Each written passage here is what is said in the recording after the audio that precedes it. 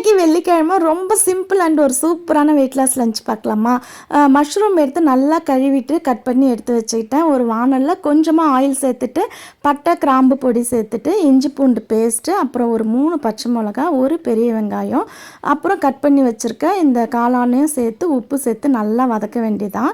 இதுக்கு இடையில ஒரு 10 முந்திரி பருப்பு வந்து நல்லா அப்படியே மிக்சியில் பல்ஸ் கொடுத்துட்டு கொஞ்சமாக தண்ணி சேர்த்து நல்லா பேஸ்ட்டாக அரைச்சிக்கணும்.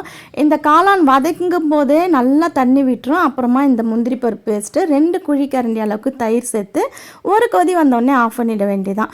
இது அப்படியே கிரேவியாகவும் வெயிட் லாஸில் இருக்கிறவங்க சாப்பிட்டுக்கலாம், சூப்பராக இருக்கும்.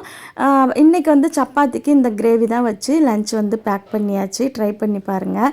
அப்புறம் பூஜை பண்ணுறதுக்கு பார்த்திங்கன்னா கொஞ்சம் பேரிச்சம்பழம், அப்புறம் முந்திரி பருப்பு, பாதாம், தேங்காய் துருவெல்லாம் மிக்ஸ் பண்ண லட்டு தான் இது. இந்த ரெசிபி நான் ஏற்கனவே ஷேர் பண்ணியிருக்கேன். ரொம்பவே சூப்பராக இருக்கும், சிம்பிளாகவும் இருக்கும். ட்ரை பண்ணுங்கள்.